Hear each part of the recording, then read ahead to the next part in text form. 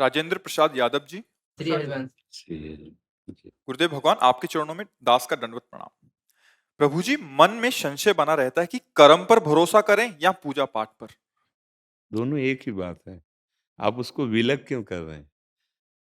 कर्म ही पूजा है ना।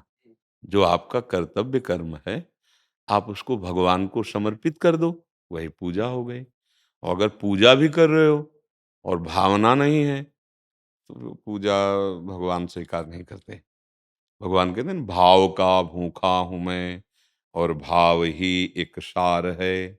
भाव से मुझको भजे तो भव से बेड़ा पार है। भाव बिन सुनी पुकारे मैं कभी सुनता नहीं। भाव पूरित टेर ही करती मुझे लाचार है। आप किसानी कर रहे हो, उसे भगवान को समर्पित करो, पूजा हो गई। आप नौकरी कर रहे हो, उसे भगवान को यत करोषि, भगवान ने यत शब्द कहा है। ये करो ऐसा नहीं कहा, यत करोषि। जो तुम्हें धर्म के अनुसार अपना कर्तव्य मिला है, उस कर्म को नाम जप करते हुए भगवान की पूजा। एक एक फावड़ा में नाम करो, जैसे माला में। किसान आदमी, जो आप नौकरी कर रहे हो, आप अपने भगवान का स्मरण करते हुए ईमानदारी से करो। जिस पद में हो, जो भी सेवक भाव से आपको मिला है, या आप व्यापार कर रहे हो, ग्राहक में भगवत बुद्धि करके उचित लाभ लेते हुए नाम जप करते हुए व्यापार, वो सब भगवान की पूजा हो जाएगी। एक चक्रवर्ती सम्राट भगवान का ऐसा महान भक्त हो सकता है, अम्बरीश जी। तो हम अपने लोग तो साधारण 2 4 10 परिवार के संचालन वाली, वो तो महाराज जनक जी राजा होते हुए परम वीतराग परमहंस सुखदेव जी के गुरु हैं, पर ज्ञानियों में शिरोमणि। और है क्या, एक राजपद पर बैठे। ये हम लोगों को भ्रम हो गया है कि पूजा अलग है और कर्म अलग है। वही चतुर है जो संसार के कर्म को भगवान की पूजा बना ले, नहीं तो फिर नहीं बात बन पाएगी ना। आप जो भी कर रहे हैं, भगवान का आदेश है, यत करोषि यत जुहोषि यदस्नात्। जो खाते हो भगवान को समर्पित करो, जो करते हो भगवान को समर्पित करो, तो शुभ अशुभ से बच जाओगे और भगवान की प्राप्ति हो जाएगी। भगवान ने कहा, ये तो सर्वाणि कर्माणि मयि सन्न्यस्य मत्परा। सर्वाणि शब्द कहा है, जो भी कर्म तुम करो। पर अब जैसे हम भगवान को भोग लगाने की बात सोचेंगे, तो पवित्रता का ख्याल आ जाएगा। नहीं है का कि भगवान को भोग लगे, छूना नहीं, भगवान को भोग लगा। ऐसे ही जब भगवान को समर्पित कर्म करने की बात, तो उसमें व्यभिचार, चोरी, हिंसा, ये गंदी चीजें नहीं समर्पित होती। भगवान को समर्पित करना है ना, तो मंगलमय तस्मात् शास्त्रम प्रमाणम ते, शास्त्र के अनुसार कर्म करे और भगवान को अर्पित करे। तो यदि आपको किसानी मिली है, व्यापार मिला है, नौकरी मिली, कोई पद मिला है, कोई भी हो, सबके लिए सिद्धांत एक सा होता है, उसे भगवान की पूजा मान लो। अधर्माचरण मत करो। बिना भजन के कोई भी जहां भी है सुरक्षित विचार नहीं रह सकते। सुरक्षित विचार ना होने के कारण क्रिया तुम्हारी पवित्र नहीं होगी, और पवित्र क्रिया ना होने के कारण तुम चिंता, शोक, भय, इससे जलते रहोगे, कभी शांति नहीं मिलेगी। पक्का। इसलिए कर्म और पूजा दोनों को एक में कर लो। जैसे हम समय मिला तो ठाकुर की आरती कर रहे हैं तो पूजा, अगर हल चला रहे हैं तो वो भी पूजा। बिल्कुल अंतर नहीं है। क्योंकि भगवान स्वयं आदेश करते हैं अर्जुन जी को कि तुम छात्र धर्म से युक्त हो और सामने धर्म युक्त युद्ध आया है। अब पीठ दिखा के भागना पूजा नहीं होगी, अब युद्ध में लड़ो, यही पूजा है। भगवान कह रहे ना। हाँ हाँ हाँ। तो इसलिए भाई, कर्म ही पूजा है, पर कर्म शास्त्र आज्ञा से होना चाहिए। तस्मात् शास्त्रम प्रमाणमते कार्य अकार्यो व्यवस्थितो। कार्य और अकार्य की, विधि और निषेध की, धर्म और अधर्म की व्याख्या शास्त्र। अब शास्त्र नहीं पढ़े, नहीं समझ में आता, तो संतों की वाणी में है। शास्त्रों का निचोड़ है, बिल्कुल सरल भाषा में। जैसे माँ बढ़िया हमें पकवान बना के बस पाना है, ऐसे संत जन जीवन भर तप करके अनुभव किया, शास्त्र की सार बात वो आपको ऐसे परोस रहे हैं, बस पालो, पालो, स्वीकार कर लो, आनंदित बने रहोगे। हर कर्म भगवान को समर्पित करो, मन से, तन से, वाणी से, किसी को दुख ना पहुंचे ऐसी भावना करो। बस यही है, यही आपको ऊंचाई पर चढ़ा देगा।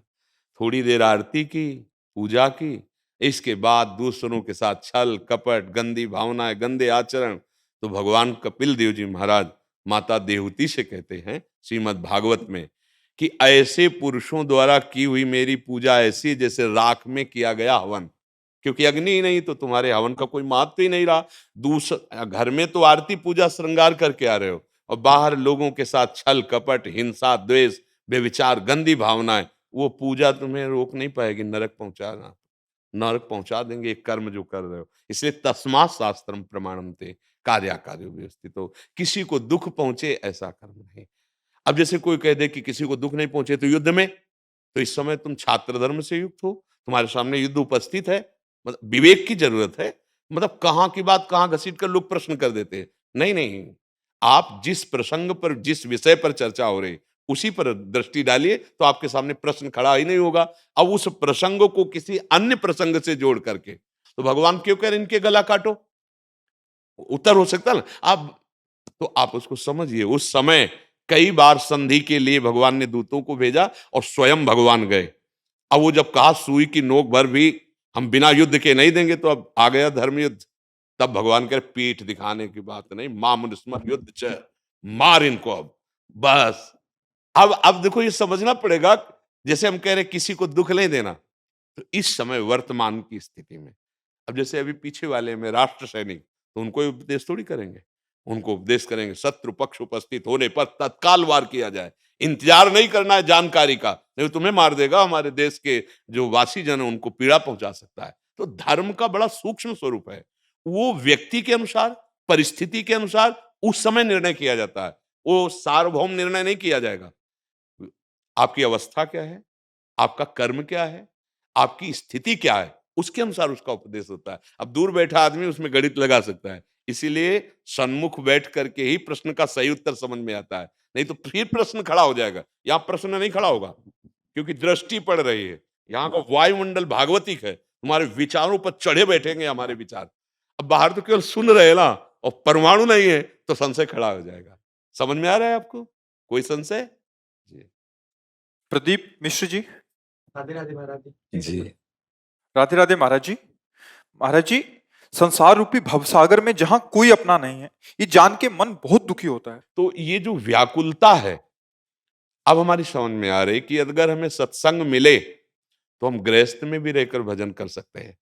जो हम चलकर यात्रा अनुभव की तो उससे ये लगा कि अगर कहीं हमें भगवत साक्षात्कार किए हुए महापुरुष का संग मिल जाए तो जितनी रगड़ में पड़ी है जीवन की वो बहुत कठिन है, उसको सह पाना। देखो आजकल साधुता निर्वाह करना बहुत कठिन बच्चा। अब देखो घेर के पशुओं को जैसे मार डाले ऐसे बाबा जी को मार डाला, वो नहीं वो हाँ। अब आप विचार करो, तुम यार मनुष्य हो, वो 3 लोग हैं, आप बंदी बना लीजिए, आप बंदी बना लीजिए, आप उनकी जानकारी कीजिए, आप कानून मतलब ऐसे कैसे आप पशुओं की तरह नचा-नचा के घेर के लट्ठों से मार डाला। समाज है ना हमारा, बदल रहा है ना, अब जवान तुम्हारा स्वरूप है। अच्छा माँगेंगे आधार कार्ड, तो इसलिए मुझे लगता है बाबा जी बनने की तो आवश्यकता है नहीं, क्योंकि अब समय नहीं रहा, सच्ची समझिए। इतना सुंदर व्यवस्थित इन लोगों का जीवन, इसलिए हम संतुष्ट हैं। नहीं तो आज समय नहीं कि आप बाबा जी बनकर यमुना किनारे रह लो या मांगने चले जाओ, नहीं समय है।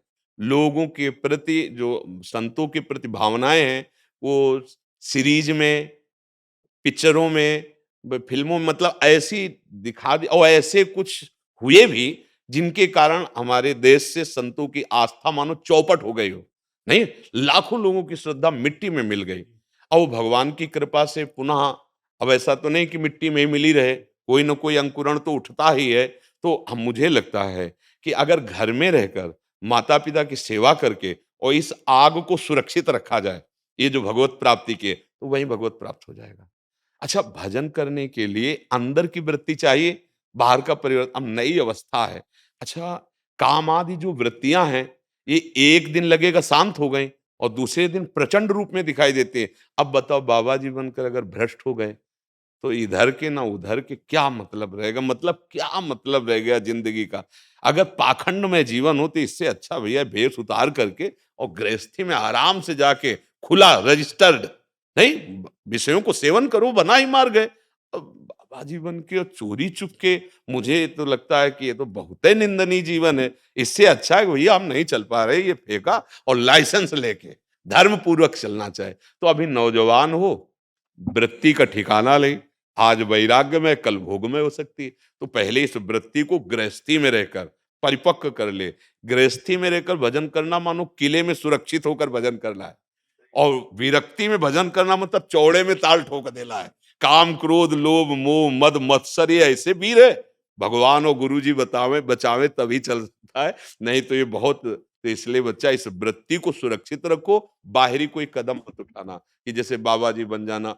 अच्छा, सब जगह सत्य वस्तु भी नहीं है। एक बात और समझना, अगर मान लो आप सही जगह सेट नहीं हो पाए, तो आपकी वृत्ति भी बिगड़ जाएगी और आप भ्रष्ट भी हो सकते हो। कई खतरे हैं ये मतलब, हाँ, ये बाबागिरी कोई खिलवाड़ का मार्ग नहीं है। हाँ, इसलिए हमें लगता है घर में सुरक्षित रहकर खूब मेहनत करें और नाम जप करें, माता पिता की सेवा करें और भजन का अभ्यास करें, बढ़िया भगवत प्राप्ति हो जाएगी। आप देखो घर में, पंढरपुर में, महाराष्ट्र, जो विट्ठल भगवान है, पुंडरीक नाम के एक गृहस्थ थे। उन्होंने माता पिता में भगवान की भावना की और रात दिन मेहनत करके कमाते हो, माता पिता की ऐसे सेवा करते जैसे भगवान की। तो स्वयं भगवान आ गए, वो सेवा में लगे थे माता पिता की। पीछे से आवाज आई, मैं तुम पर बहुत प्रसन्न हूं, मेरे दर्शन करो। बोले कौन? बोले भगवान। तो एक ईंट ऐसे रख दी, महाराज खड़े हो जाओ, हम जब सेवा कर लेंगे तब हम आपको देखेंगे। तो ऐसे करके भगवान आज भी खड़े हैं। विट्ठल भगवान महाराष्ट्र में आज भी ऐसे खड़े, एक माता पिता के भक्त का प्रभाव दिखा रहे हैं। तो क्या आप भगवान को नहीं प्राप्त कर सकते? विरक्त मार्ग चलना अब हम सलाह नहीं देंगे, क्योंकि बहुत कठिन है। अगर गाइड सही नहीं मिला तो हमारे भ्रष्ट होने में देर नहीं लगती। अभी तो तुम्हारे अंदर वैराग्य की भावना आ सकती है, लेकिन जब वैराग्य में आओगे तो यही मन उल्टा खेल जाएगा, भोगों की भावना प्रबल हो जाएगी। अब जलना और जीतना, ये गुरु कृपा, बहुत बड़ी लड़ाई, सच्ची कहते हैं, बहुत बड़ी लड़ाई है बाबागिरी का मत असलियत में भाई नाना प्रकार का प्रदर्शन करना, वो तो आप सिनेमा और ड्रामे में भी किया जा सकता है। नहीं, ड्रामे में 2 घंटे के लिए जो रोल मिलता है, किसी महर्षि का रोल करना हो तो कम नहीं नजर आता। नहीं, वो अगर वो ब्रह्म ऋषि का रोल है तो वैसे ही, लेकिन वो ब्रह्म ऋषि है नहीं, 2 घंटे का रोल कर रहा है। रोल तो अलग बात है, लेकिन असलियत पे आने में बहुत बहुत ही टेढ़ा मार्ग है और बहुत ही सहनशीलता चाहिए। हम हर कार्य करते हैं सम्मान पाने के लिए, लेकिन इसमें सम्मान को विष समझकर अपमान को गले लगाकर चलना होता है। इसलिए घर में रहो, कभी ऐसी उद्दंडता मत करना, सत्संग सुनते रहो, नाम जप करो और परिवार में भगवत बुद्धि कर लो, वहीं भगवान मिल जाएंगे। पक्की बात बच्चा, भागना नहीं, पढ़ाई मत छोड़ना, कर्तव्य मत छोड़ना, क्योंकि आज का समय ऐसा नहीं। हमें जैसे जैसे महापुरुष गंगा किनारे मिले ना, तो जैसे घी पीने पर बल आ जाता है ना, उनकी वाणी और दर्शन से बल आ जाता था। अरे कुछ नहीं, अरे कुछ नहीं, ऐसा लगता बढ़ो आगे बढ़ो। अब बच्चा मोबाइल का जमाना है, इतना बड़ा मोबाइल, मतलब पूरा विश्व हमारी जेब में है और मन चंचल है। अब एकांत में माला में नहीं लगेगा। हाँ, सोशल मीडिया, गेम, और जो मनावे सो सर्च करो, भला सिद्ध होगा। मन को एकाग्र करके परमात्मा, बड़ा सिद्धावस्था है, आज तक नहीं प्रयोग है। मोबाइल हम जानते भी नहीं उसको खोलना, आज तक प्रयोग नहीं, क्योंकि हम भैया अपने मन को प्रभु में लगाने आए कि संसार में लगाने आए। मोबाइल, अब वो माला लेकर कुन किसका मैसेज है ये पहले छाती में संतजन अपने गुरु की छवि, भगवान की छवि ऐसे पहनते थे, अब छाती में मोबाइल लगाया जाता है, नहीं लगाया जाता? हाँ, ऐसे मतलब उसको प्यार से सब कुछ भूल सकते हैं, वो पास ही रहना चाहिए, क्यों? सारा संसार उसमें है। अच्छा, हर वैरागी अपने मन को भगवान में लगाना चाहता है, भला ये लगने देगा? आप सोचिए, ये लगने देगा? सब कुछ त्याग कर एकांत सेवन करके भजन के लिए हम घर छोड़ा और मन, अब पूरा संसार उसमें है, हर एक मनोरंजन है। तो हमें अब लगता है, अब डर लगता है, क्योंकि रोज का रोज मनमुखी बातें बढ़ती चली जा रही। अब अपना जीवन बर्बाद मत करो, संत वेश में मत आओ, गृहस्थ में रहकर संत हो, ब्याह करो, भगवान से प्रार्थना करो कि हमें अर्धांगिनी ऐसी मिले जो हमारे भाव के अनुसार चले। कितने गृहस्थ हम अपने से ऐसे जुड़े हैं जो शपथ पूर्वक ब्रह्मचर्य से रह रहे हैं, शपथ पूर्वक। जितना जो कुछ हो गया, अब ऐसे कितने हैं, कितना बढ़िया है। जीवन भर बाबा जी को डरते रहे और वो वहीं एक कमरे में रह के बहादुरी से भजन कर रहे हैं। बोलो बड़े हैं कि नहीं बड़े? वो हमसे बड़े हैं कि नहीं? सच्चाई से देखो, जिसके लिए हम डर रहे हैं उसके साथ रहकर वो, ऐसा जीवन मुझे लगता है एक कलिकाल है। अब वो बल कल की लंगोटी वाला नहीं इसलिए ऐसे समझ आ गया ना। पूनम जी, नितिन जी, गुरुग्राम से। श्री हरिवंश महाराज। श्री हरिवंश महाराज जी, राधे राधे। महाराज जी, श्री जी की कृपा से पिछले 8 महीने से आपका सत्संग व एकांतिक वार्तालाप सुनने का सुअवसर मिल रहा है। जब सत्संग सुनते हैं तो ऐसा प्रतीत होता है कि मन आपके बताए सत्य को पूरी तरह से स्वीकार कर रहा है और मान भी रहा है, किंतु फिर जैसे ही सांसारिक क्रियाएं घर और ऑफिस में काम करते हैं तो मन पुनः संसार की ओर ही सत्य मांगने लगता है। ये संसार मिथ्या होते हुए भी ये सत्य प्रतीत होता है। फिर सत्संग सुनने पर भी मन पूरी तरह से हरि शरणम भाव में नहीं आ पाता। मार्गदर्शन करें महाराज जी कि कैसे अभ्यास, पूर्ण शरणागति देखो हो। अभ्यास, भगवान ने कहा है अभ्यास योग युक्तेन चेतसा नान्यगामिना। अगर हम बार बार जहां भी मन जाता है, जहां भी किसी व्यक्ति वस्तु स्थान जहां भी जाता है, जब सृष्टि नहीं थी तब केवल श्री भगवान थे, प्रभु थे। जब सृष्टि नहीं रहेगी तो केवल प्रभु ही रहेंगे, मध्य में प्रभु ही हैं। पक्का समझ लो। ये जो भेद दिखाई दे रहा है, स्त्री पुरुष जड़ चैतन्य अच्छा बुरा, ये मायाकृत है। तो हमारा जहां मन जाए, पहली प्रक्रिया है कि हम उसमें ये विचार करें कि ये भी प्रभु ही है। हमारा भजन बनने लगेगा। क्योंकि जब हमारा मन जाएगा तो कोई वस्तु में जाएगा, व्यक्ति में जाएगा, स्थान में जाएगा, कोई घटना परिस्थिति इसी में तो जाता है। अच्छा, वो बाहरी ढांचा सांसारिक दृष्टि से देखा जाता है और अंदर में जो विराजमान तत्व हैं वो श्री भगवान है, वो आत्म तत्व है। अगर उपासक को माया पर विजय प्राप्त करनी है तो दो ही प्रक्रियाएं हैं। पहली प्रक्रिया है जहां जहां मन जाए वहीं अपने आराध्य देव को देखे। सर्वानुवस्तुतया निरीक्ष परम स्वाराध्य बुद्धिर्मम, सब जगह सब रूपों में मेरे प्रभु ही विराजमान, सर्वम खलमिदम ब्रह्म, पहला सूत्र है। भजन बन जाएगा। हमारा चिंतन दो ही प्रकार से होता है, राग या द्वेष से। अनुकूल हुआ तो राग हो जाता है, प्रतिकूल हुआ तो द्वेष हो जाता है। हम इसी में जलते रहते हैं, इसी में हर्षित और शोकित होते रहते हैं। यदि हम अंतर भावना में सुख प्राप्त करना चाहते हैं, जीवन मुक्त होना चाहते हैं, तो जिस वस्तु व्यक्ति स्थान में हमारा मन जाए वहां उस रूप में मेरे प्रभु ही अंदर विराजमान है। अगर ये भावना नहीं बनती तो दूसरा सूत्र है, जहां मन जाए वहां से उसे हटाओ। मन का एक स्वभाव है, जैसे आप जान गए कि मन चला गया, वो तुरंत आ जाएगा, उसको बुलाना नहीं पड़ता, तुरंत आ जाएगा। जैसे आप नाम जप करो तुरंत आए, और जहां आप नाम जप में एकाग्र होना चाहे फिर खसक जाएगा। तो बार बार मन जहां जाता है वहां से हटाकर अपने लक्ष्य में लगाना, या बार बार जहां मन जाता है वो अपने प्रभु को देखना।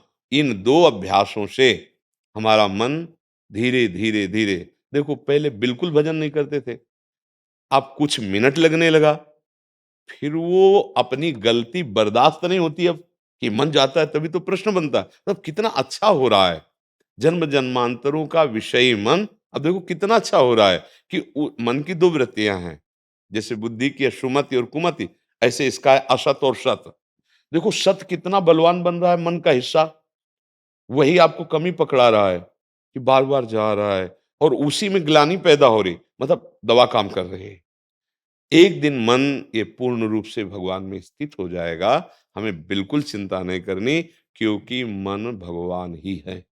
इंद्रियाणाम मनश्चास्मि, जहां जहां गंदी वृत्तियों में गया है इसलिए वो मलिन हो गया है।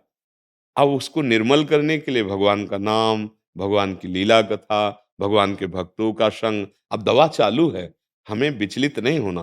तो अभ्यास योग युक्तेन चेतसा नान्यगामिना, अगर हम अभ्यास योग में आ जाएं तो धीरे धीरे हमारा चित्त कहीं जाएगा ही नहीं। चित्त तब तक जाता है जब तक उससे यहाँ सुख नहीं मिलता। अच्छा, सुख नहीं मिला इसलिए बाहर भाग रहा है, निज सुख बिन मन होई की थीरा। अब उसे बाहर आज तक हम कभी रोक नहीं पाए किसी सुख में, देख लो।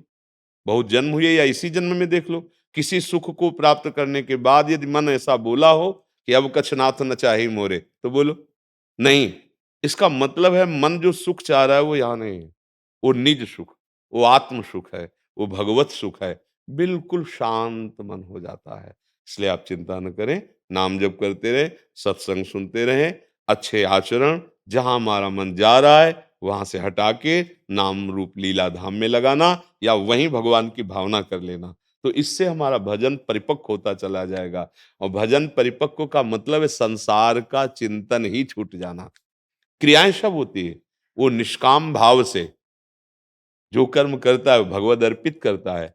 जो ज्ञानी होता है उसके द्वारा जो होता है वो कर्ता भाव में नहीं रहता, प्रकृति प्रकृति में बढ़े, गुणानुगुण वर्तन्ते मनुष्या पार्थ सर्वसा। वो आगे समझ में आएगा। अभी आप बहुत ठीक चल रहे हैं, बस विचलित मत होइए। ये थोड़ा दीर्घ काल निरंतर सत्कार सेवितो दृढ़ भूमि, लंबे समय तक अभ्यास करते रहिए, आदर पूर्वक सत्कार पूर्वक दृढ़ भूमि, पातंजल जी कह रहे हैं, फिर आपके हृदय में निष्ठा आ जाएगी। निष्ठा को मतलब जैसे हमारा दिल धड़कता है तो हम थोड़ी धड़का रहे हैं, श्वास आ जा रही हम थोड़ी कर रहे हैं, नेत्रों की पलक अपने आप झपक रही उठ रही हम थोड़ी कर रहे हैं, ये स्वाभाविक हो रहा है। ऐसे स्वाभाविक भजन होने लगेगा। एक दिन आएगा, अभी कर रहे हैं, फिर होने, जब होने लगेगा तब मस्ती चढ़ती। जैसे मीरा जी नाच नाच के कह रही, पायो जी पायो मैंने राम रतन धन पायो, वस्तु अमोलक दी मेरे सतगुरु। ये कब समझ में आया कि गुरु ने क्या दिया? हाँ, जब स्वयं चलने लगा और सब पाप नष्ट हो गए, अनर्थ निवृत्ति हो गई, तो जो आनंद मिला उसको, उसमें नाच कर मीरा जी कह रहे हैं, आहा पायो जी पायो मैंने राम रतन धन पायो, ये वस्तु अमूलक दी मेरे सदगुरु, निस दिन बढ़त सवायो। रात दिन बढ़ रहा है आनंद, यही आनंद हमारा स्वरूपानंद की तरफ ले जाएगा। ये विषयानंद हमें भटका रहा है। बड़े भाग्यशाली जन हैं जो विषयानंद से हटकर भगवदानंद की तरफ कदम रख रहे हैं। नहीं तो ये ऐसा विषयों का आकर्षण है, तो बस लग रहा है यही जिंदगी है, खा लो पी लो भोग लो सो लो फिर मर जाओ। नहीं, मनुष्य जन्म भगवत प्राप्ति के लिए, हाँ, बिना भगवान के चरणों का आश्रय लिए नाम जप किए कोई सुख यहाँ प्राप्त नहीं कर। आप लोग सब देख लो ना, मन शांत, कोई चाह नहीं, एक अद्भुत आनंद। ये कहाँ है? क्षण क्षण में कामनाएं, चिंता, शोक, सब कुछ है, फिर भी भय सता रहा है। क्या क्या मतलब, कितना अंदर, आप अंदर झांक के देखो। आप बाहर रहते हो इसलिए अंदर की बातें आपको पता नहीं, अंदर देखो सब कूड़ा करकट भरा है, ढेर सारा कबाड़ भरा हुआ है। ये कबाड़ निकल जाए तो अभी परमानंद तुम्हारा स्वरूप है, अभी परमानंद का अनुभव हो जाए। जी। महेश कुमार शर्मा जी, राजस्थान से। राधा वल्लभ श्री हरिवंश राधे राधे। राधे राधे महाराज जी, आपके चरणों में कोटि कोटि प्रणाम। महाराज जी, भगवत मार्ग के पथिक के लिए ग्रस्त में रहते हुए पूजा अर्चना की विधि विधान क्या है? हर कर्म पूजा हो जाए, हर श्वास पूजा हो जाए, हर व्यक्ति पूज्य हो जाए, भगवत प्राप्त हो जाएगा। समझ रहे? भगवान की प्राप्ति के लिए अलग से कोई गृहस्थ को अनुष्ठान करने की जरूरत नहीं है। सुबह उठा, भगवान का चिंतन करते हुए अपने कर्तव्य को पूजा समझ ले। देखो, माला लेकर के मन को प्रभु में जो हम लगाने की चेष्टा कर रहे हैं, वो बहुत जन्मों से मन संसार का चिंतन कर रहा है। इसलिए अगर हम झाड़ू लगा रहे हैं, राधा राधा, पोछा लगा रहे हैं, राधा राधा, किसानी कर रहे हैं, राधा राधा, व्यापार कर रहे हैं, राधा राधा, किसी का बुरा नहीं करते, मन वचन कर्म से किसी को दुख देने का भाव नहीं है। हम अपनी सेवा जो कर रहे हैं भगवान को समर्पित कर दें और नाम जप करते रहें, तो जो आप कर रहे हो यही आपको भगवत प्राप्ति करा देगी। परम पूज्य श्री रैदास जी का पावन चरित्र तो सुना ही होगा। वो अपनी सेवा अपनी ही करते थे। उनके चरित्र में आप पढ़ लेना, बस नाम जप और अपनी सेवा, वो भगवान को समर्पित। इतने बड़े महापुरुष थे कि बड़े बड़े सिद्ध उनके आगे कार्य अपनी सिद्धि का नहीं कर पाए।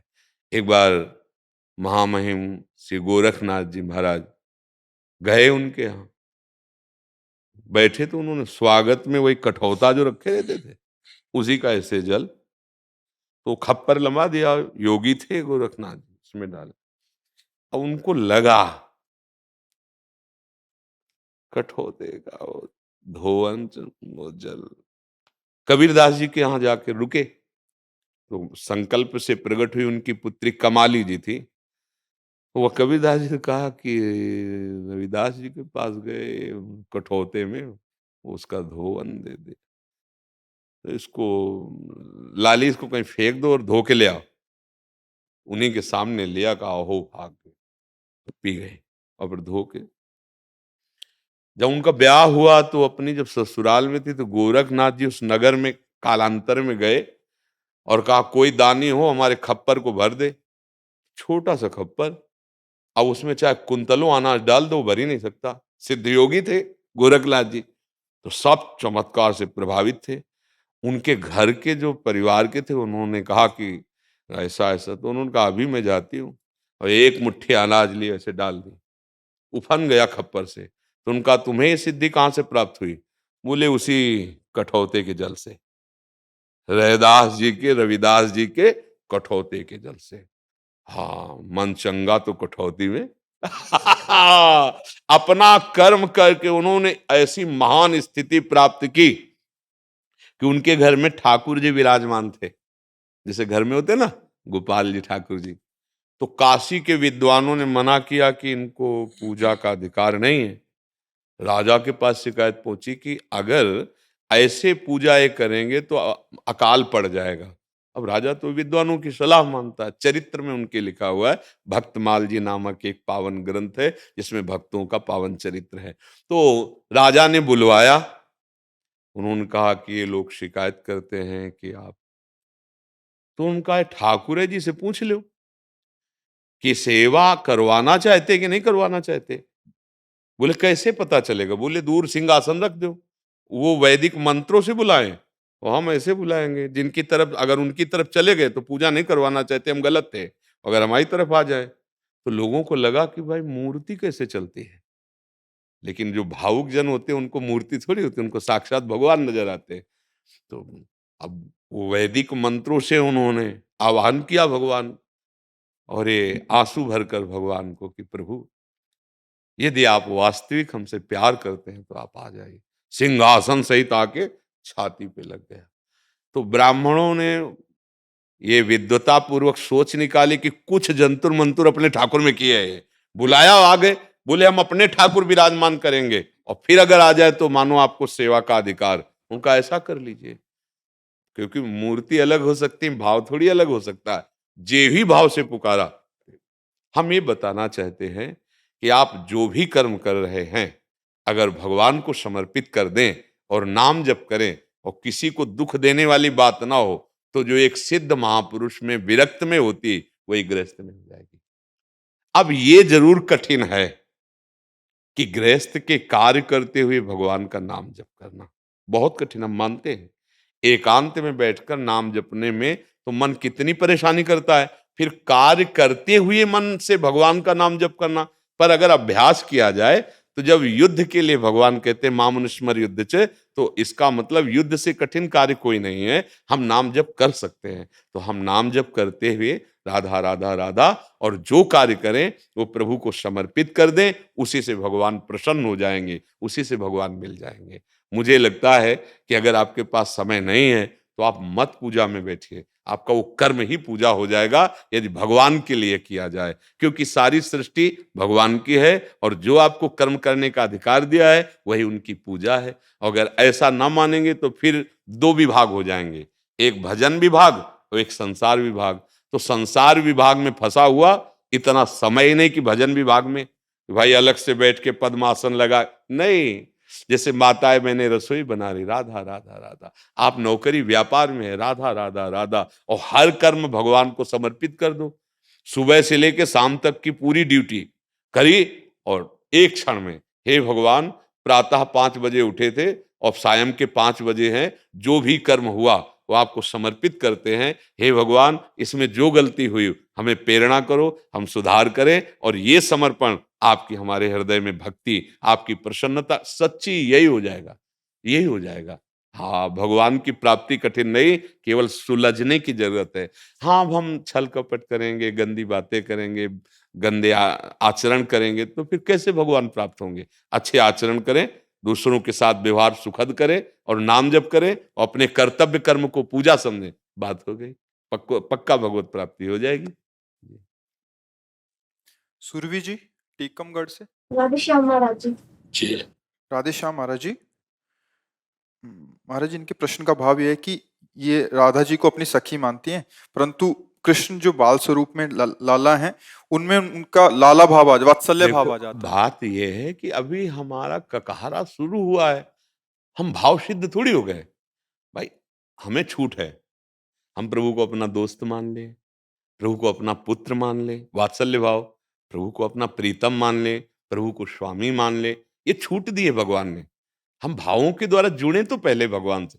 गोपीजन भगवान को प्रीतम मानती थी, यशोदा मैया भगवान को लाला मानती थी, सखा भगवान को यार मानते थे, मित्र मानते थे। कोई भगवान को जगत गुरु मान करके शिष्य बन जाता है, कोई भगवान को शिष्य बना लेता है। आप देखो, इतने ऐसे ऐसे महात्मा जो भगवान को शिष्य मानते हैं। संदीपनी जी के शिष्य बने, विश्वामित्र वशिष्ठ जी के शिष्यत्व भाव राम जी ने स्वीकार। हमारे प्रभु तो इतने करुणामय है कि जो भाव करें वो स्वीकार कर लेते हैं। अभी हमारा भाव सिद्ध थोड़ी हो गया है। आप जिस भाव से लगे उसी से चलो। जब उनको पता चलेगा कि किस भाव से आपको प्यार करना है, उसे सिद्ध भाव कहते हैं। अब भगवान स्वीकार कर लिए कि तुम मेरे दोस्त, आप किसी के कांटे भाव नहीं कट सकता। आपके हृदय में ठसक आ जाएगी, श्री कृष्ण मेरा यार है, मेरा मित्र है, मेरा दोस्त है। अभी तो हम प्रारंभ कर रहे हैं ना, अभी सवाल हल थोड़ी हुआ है। अभी तो सवाल हल करने की कोशिश कर रहे हैं। तो जैसे भाव बने, जिसमें जो भाव बने, आप एक बार संसारिक भाव से हटकर प्रभु के भाव में तो आइए, फिर वो सिद्ध हो जाएगा। वो कौन सा भाव देंगे वो जाने। अपने को अभी शुरुआत करनी है। आप श्री कृष्ण को बाल रूप में देखिए, श्री जी को सखी रूप में देखिए। कम से कम आपका भाव सत्य में तो जुड़ा ना, असत से हटा ना। अब आगे की बात जो है कि वो आ जाएगी, आपको परेशान नहीं होना कि प्रियाजू सखी हैं तो लालजू लाला कैसे हो सकते हैं। नहीं नहीं, आप चलो, आप ऐसे ही चलो। किसका प्रश्न था? हाँ, आप ऐसे ही भाव से चलो। वो जब भगवान भाव देंगे, अभी हमारी भाव भेजने की बात है ना, और वो जब स्वीकृति कर लेंगे तब उसे कहा जाता है परिपक्व भाव। आप कोई उस भाव से टाल नहीं सकता। जैसे मैया के सामने लाला अपना वैभव दिखा दिए। मैया दुग्ध पान करा रही थी, बहुत देर हो गया दुग्ध पीते।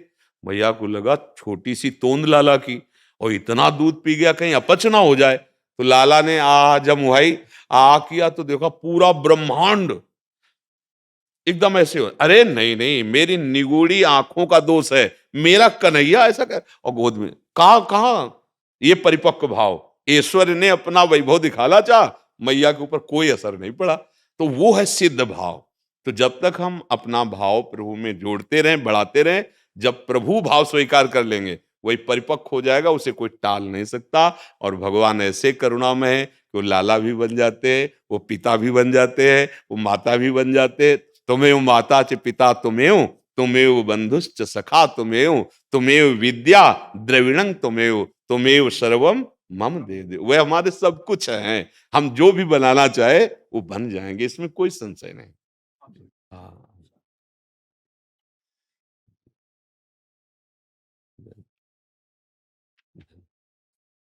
हाँ, आ जाओ, स्वागत है आपका। ये हमारी श्री जी की प्रसादी माला है। सबको श्री जी की माला पहना दीजिए। और श्री जी का आपकी क्या सेवा करें? आपका स्वागत है। महाराज जी, आपके दर्शन करने आए हैं। आपके दर्शन करके अभिभूत हुए। हम सब सन्यासी हैं पूज्य दिमा जी के। हाँ, वो तो वात्सल्यमयी है ही। उन्होंने तो रचना ही रची वात्सल्य ग्राम की। वात्सल्य हमारे भगवान का स्वभाव है, हमारी प्रियाजू का है। दासी वत्सला कर ही राधा स्वामिनी जू। हाँ, अपने चरण आश्रितों पर जैसे वात्सल्य, तो वो तो वात्सल्यमयी ही हैं, क्योंकि उन्होंने वात्सल्य ग्राम की रचना की। जिनका कोई नहीं होता उनके प्रभु और प्रभु के जन होते हैं। ये पहचान है प्रभु के जन की, जिनका कोई पोषण नहीं करता। जहां किसी को ठौर न मिले, वो भगवान के संतों की शरण में चला जाए, भगवान की शरण में चला जाए, वहां उसको वो वात्सल्य मिलेगा जो त्रिभुवन में कहीं, क्योंकि हेतु रहित जग जुग उपकारी, तुम तुम्हार सेवक असुरारी। भगवान और भगवान के जो जन हैं वही अहेतुकी प्यार करते हैं, नहीं तो स्वार्थ भरा प्यार तो संसार में दिखाई देता है, पर हेतु रहित स्वार्थ रहित प्यार ये संतों का होता है। तो आप सब निरंतर अपने स्वरूप में रहें।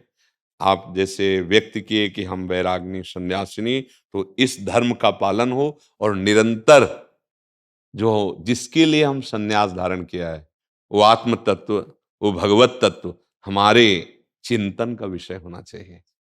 हमारा चिंतन अपने आराध्य देव से जुड़ा रहना चाहिए। शरीर बाहरी जो कर्तव्य कर रहा है वो भगवान की सेवा है, पर आंतरिक सेवा चिंतन, नाम का चिंतन, जो गुरुदेव ने हमें उपदेश किया है उसका चिंतन। क्योंकि अगर हमारा आंतरिक चिंतन भागवतिक नहीं हुआ तो मन को रोक पाना बड़ा कठिन है, और जब तक मन वैराग्यवान नहीं होगा तब तक आनंद का अनुभव नहीं होगा। आनंद का अनुभव नहीं होगा तो इस मार्ग की चढ़ाई चढ़ना मुश्किल हो जाएगा। इसलिए भगवान ने कहा अनन्यस चिंतयन्तो माम, मेरा अनन्य चिंतन हो और यत करोषि ये तो सर्वाणि कर्माणि मयि सन्न्यस्य मत्पराः, जितने कर्म हैं वो मेरे को समर्पित। सन्न्यस्य का मतलब है भगवान को समर्पित करना।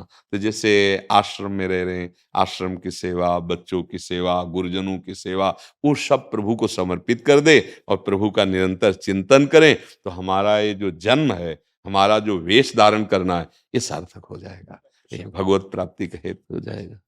बहुत कृपा, बहुत। राधे राधे महाराज श्री, आपके चरणों में कोटि कोटि नमन। महाराज जी, मेरे से डॉक्टर के कहने से गर्भ हत्या हो गई थी। महाराज जी, मैं पापी हूँ, व्यभिचारी हूँ, मेरे कर्म प्रेत योनि के बन गए हैं। महाराज जी, मुझे राधा रानी कैसे मिलेंगी इससे? वैसे आप नंदगांव के हैं, भगवत पार्षद हैं, आप अपने स्वरूप को पहचानिए। आप श्री कृष्ण सखा हैं। आपसे अगर ये अपराध बन गया है तो अगर धन हो आपके पास तो किसी विद्वान पंडित जो भागवत का मूल संस्कृत से पाठ कर ले, आप घर में बुलाइए। 7 दिन में वो 4 घंटे 5 घंटे का समय लगता है, पूरी भागवत अगर आप पाठ करा लें तो जो अपराध बन गया जाने में या अनजाने में वो बिल्कुल नष्ट हो जाएगा। महान समर्थ है श्रीमद् भागवत। हाँ, धुंधकारी प्रेत ही बना हुआ था, केवल भागवत सुनने मात्र से वो हरि पार्षद होकर विमान आया और भगवान के धाम को गया। तो श्रीमद् भागवत सुन ले और आगे कोई ऐसी गलती ना होनी चाहिए। और आप समझो आप भगवान के पार्षद हो, आप नंदगांव में हो, लाला के जन्मभूमि में हो, क्रीड़ा भूमि में हो। हाँ, क्या होता है गृहस्थी में अनजाने में भी ऐसे पाप हो जाते हैं। अब जैसे डॉक्टर ने कह दिया कि इसका तो ब्रेन गड़बड़ है, हटा दो, तो कोई ककड़ी खीरा समझे हो क्या? अगर वो ऐसा भी पैदा होता है, आप सेवा करोगे तो मुक्त हो जाओगे। तुम अपने कर्म कर्म से मुक्त हो जाओगे, क्योंकि तुम्हारा कर्म उस जीव का कर्म दोनों मिलकर पिता और संतान के रूप में आ रहा है ना, उसे नष्ट नहीं करना चाहिए। बोले इसके तो शरीर के अमुक अंग कमजोर होंगे। हाँ ठीक है, हम सेवा कर लेंगे। नष्ट करेंगे तो एक भारी हत्या, भ्रूण हत्या, गर्भ हत्या, ये बहुत बड़ी हत्या मानी जाती है। फिर इसी के कारण हृदय जलता रहता, फिर संतानें होती तो फिर वो पादुका का प्रहार करती उन्हीं माता पिता पे, क्योंकि कर्म भोगने हैं। जीवित में ये कष्ट हो, मरने के बाद फिर उसके जो हिसाब होगा वो तो बहुत, ये तो ब्याज मिलेगा, फिर नरक गति प्राप्त हो। भ्रूण हत्या, गर्भ हत्या महान हत्याएं होती हैं और आजकल खिलवाड़ समझा जाता है। पीछे तो कई जगह ऐसा सुनने को मिला था कि अगर लड़की गर्भ में है तो ऐसा करके, तो विचार करना चाहिए। आप देवी शक्ति का अपमान कर रहे हैं, तो पैदा किससे हुए हैं तुम? किससे पैदा हुए हो? तुम्हारी माँ भी तो स्त्री शरीर ही थी। अगर वो लड़की की हत्या करती तो सोचो कितना ज्ञान का विषय है। लड़की क्या है? अरे दैवी शक्ति है। आज हमारे भारत की राष्ट्रपति है, नहीं? बेटी के प्रति जो हे भाव रखा जाता है कि बेटी पैदा होगी, ऐसा ऐसा दहेज देना, आप क्या समझते हो? आज हमारे भारत देश की देखो ना, एक किसी की कन्या ही तो है, बेटी ही तो है, राष्ट्रपति है। कोई ऐसा है कि बेटी हो गई तो किसी, ऐसा नहीं है। हाँ, दैवी शक्ति है। ये बड़े मूर्ख हैं जो अपनी गर्भस्थ कन्या की हत्या कराने के बाद सोचते हैं अरे दहेज देना। अच्छा ठीक है, लड़का हुआ, सब लड़कियां नहीं तो ब्याह कहाँ से होगा? लिए लड़का घूमते रहो, कहाँ से? बस केवल लड़का तुम्हारे हो गया तो तुम महान हो गए क्या? वो लड़की हो गई तो कोई लघु हो गया क्या? ये उसकी उदारता है कि अपनी पुत्री को भी देता है, जो बनता है वो धन देता है, तुम्हारे सामने नमस्कार करता है, तुम्हें झुक जाना चाहिए। तुम्हारी कुल परंपरा को चलाने वाली कन्या तुम्हारे घर में आ रही। अब ऐसी मूढ़ता छा गई है, लड़का पढ़ लिख गया तो बेचते हैं, केवल चिन्ह ही तो बदला है, वो भी संतान है, वो भी संतान है।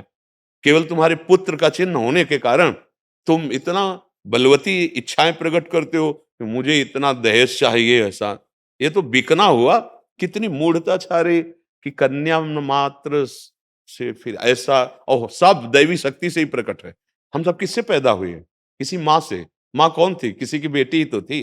कैसा कैसा अशुद्ध बुद्धि हो गई है, कैसे किसी राक्षसी बुद्धि, जबकि किसी भी हालत में गर्भस्थ शिशु की हत्या करने का नहीं। आज का जो समय चला है ना, बहुत ही निकृष्ट भावना से चला है। बोले फिर क्या करे, इतनी जनसंख्या बढ़ जाएगी तो मूर्खो, संयम से क्यों ना चलो?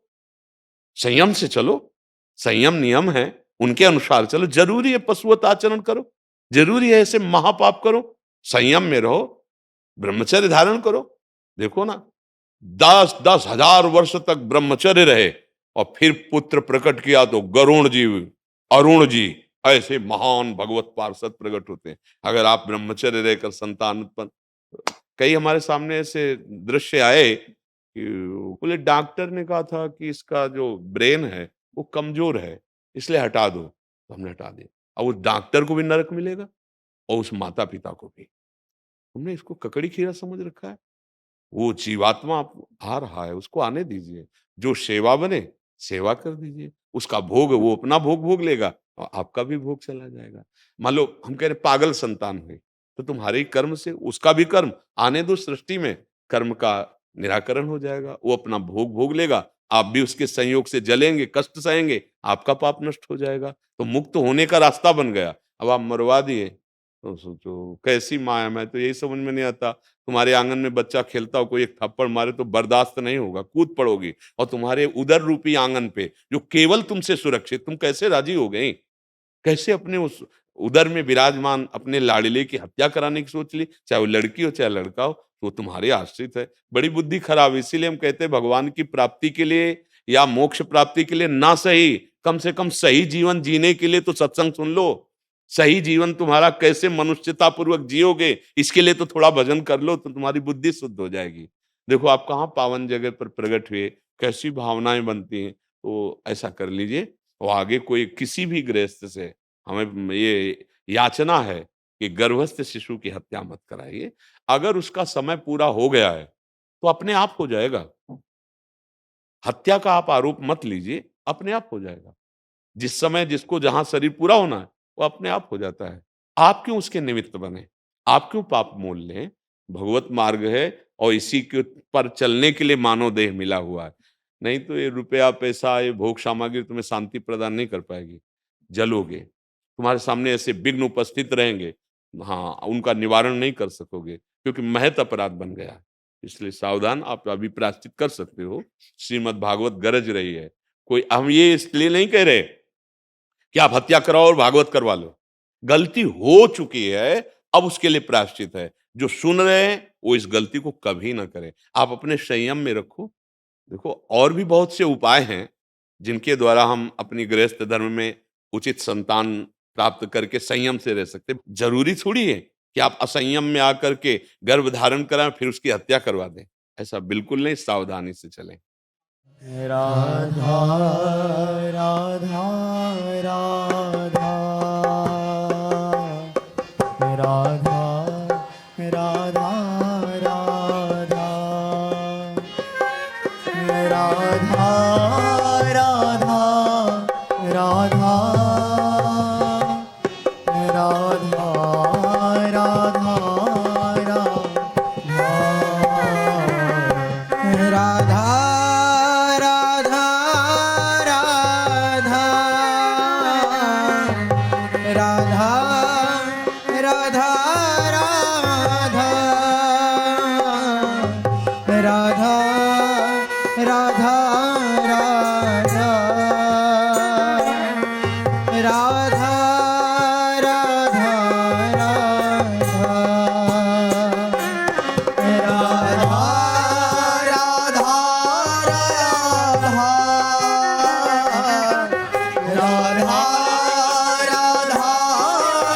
राधा